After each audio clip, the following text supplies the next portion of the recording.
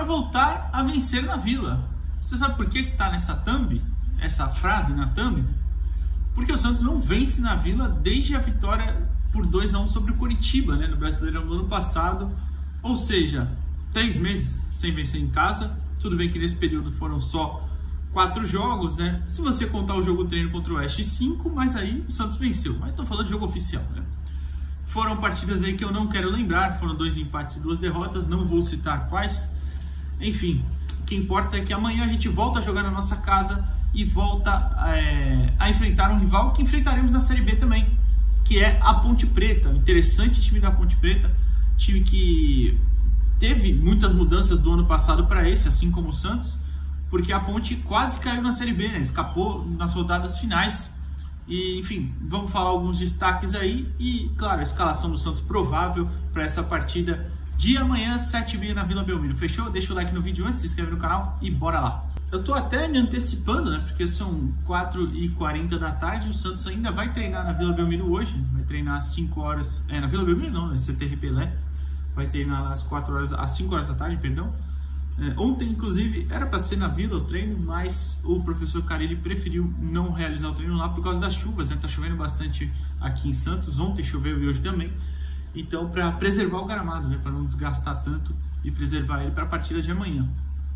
Mas por que eu me adiantei? Porque o Carille treinou com a mesma escalação durante esses dias, então não deve mudar para a partida de amanhã, né? Inclusive, vou colocar na tela para vocês, mas é a mesma que venceu o Bragantino lá, o Botafogo de Ribeirão Preto, lá em Ribeirão mesmo. João Paulo, Aderlan, Gil, Joaquim e Felipe Jonathan, João Schmidt, Diego Pituca e Juliano, e na frente Pedrinho, Guilherme e Furt, né? O Otero, que entrou no segundo tempo, foi muito bem, fez o gol da vitória, até era uma expectativa de entrar na partida, mas não deve ser titular porque ele foi até Miami assistir o nascimento das filhas, né, das 2 filhinhas dele, e já está de volta, mas deve ser apenas opção porque perdeu um dos treinos, né? Então deve ficar no banco o Otero. Ele que foi o primeiro a entrar na partida de sábado, né? Mas enfim, então a escalação provável é essa aí. O Carille não deve promover nenhuma mudança, a não ser que aconteça alguma coisa hoje, tomara que não, é claro, alguma coisa que eu digo de lesão, algum problema de algum atleta, enfim, deve ser essa a escalação.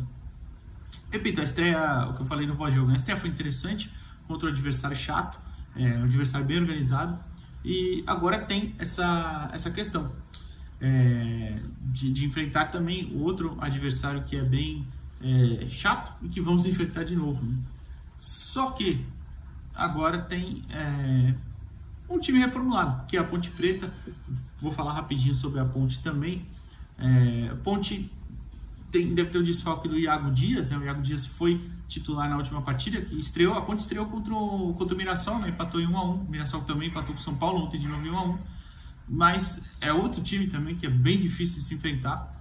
Enfim, empataram em 1-1. O Iago Dias se machucou durante a partida, deve ser desfalque, uma entorse no tornozelo. Quem deve entrar em campo no lugar dele é o Paulo Vigeiro, né? O atacante colombiano, ex-náutico, que chegou na Ponte no meio do ano passado. Mas, enfim, destaques da Ponte. A Ponte jogou num 4-3-1-2 mais ou menos. Por que eu digo mais ou menos? Porque o Igor, lateral esquerdo, Felipe eu já vou citar já.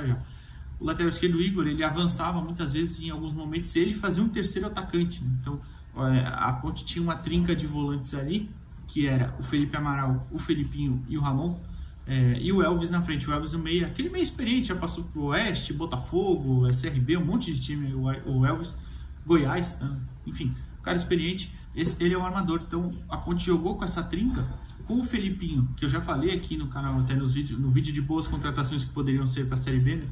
É um bom jogador, muito jovem, 21 anos, um jogador de uma armação e de uma intensidade muito grande, está em vários lugares do campo, parecido com o Pituca, nesse quesito, é claro.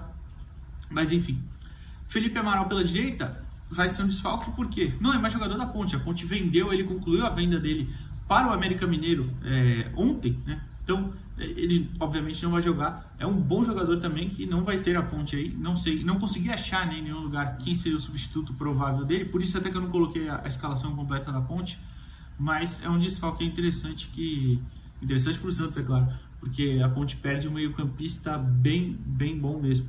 Mas enfim, então o Igor, lateral esquerdo, sobe bastante e às vezes fazia o ponto esquerdo. Então acho que para essa partida o Aderlan vai segurar um pouquinho mais, tal como foi na estreia, né? Pelo menos vai ter que ter algum apoio então na hora de defender, porque é um cara bem agudo, e vai ter outro jogador caindo por ali, provavelmente o Vigeiro, o atacante, porque é onde o Iago Dias jogou, né? Mais pelo lado esquerdo. Destaques, além do Felipinho que eu já falei, o Elvis é um cara bem experiente, é um cara que tem um bom passe, só tem que ficar de olho, é claro. Então é isso, a Ponte vai enfrentar a Ponte, precisa vencer, porque, claro, seguir uma sequência de pontuar logo nesse começo do campeonato é muito interessante, porque nos últimos anos a gente sofreu justamente com isso, né? De pontuar pouco no começo e depois sofrer lá na frente, brigando contra rebaixamento, ou ano passado até brigando por uma classificação que até foi um pouco difícil de imaginar uma classificação, né? Chegou na última rodada podendo classificar, é verdade, mas a gente tomou uma sapatada do Ituano e caiu na realidade, né? Viu que não era, não tinha condições, né, de acontecer isso. Mas enfim, então é importante vencer em casa, claro, voltar a vencer em casa para tirar essa zica, né, de não vencer desde o jogo contra o Coritiba lá atrás, de outubro, já é muito tempo sem vencer na Vila. E claro, renovar a esperança que a gente renovou com a vitória na estreia contra o Botafogo, para poder seguir um ano tranquilo e, claro, buscar uma classificação, porque esse ano é muito importante a gente se classificar para mata-mata, não só pela Copa do Brasil, mas pelo eu não ia falar o sistema, né? Pelo geral, né? Pela a figura geral aí do Santos voltar a disputar alguma coisa para valer e não só brigar para não cair. O Fábio Carilli até falou no Domingo Esportivo, né, que se o time se organizasse, ele falou na coletiva, né, que se o time se organizasse igual ele pretendia, estaria evoluindo, iria se classificar. A gente espera que sim, né? E, enfim, no Domingo Esportivo ele falou sobre a questão dos atletas, né, que ele pretende subir e tal, que eu tava planejando aqui, tá anotado no meu caderno. Subiu o Samuel já, né, da Copinha. O Samuel já treinou, foi inscrito na lista B, mas não deve ir pro jogo, claro, é só como alternativa. Tem também as saídas provável saída do Bastos, né, saída do Luiz Felipe, mas mais pra frente, talvez amanhã até, enfim, eu faço um vídeo disso. E para completar, o técnico da Ponte é o João Brigatti, né? O João Brigatti foi contratado em julho do ano passado para ser coordenador técnico, até esqueci de falar isso.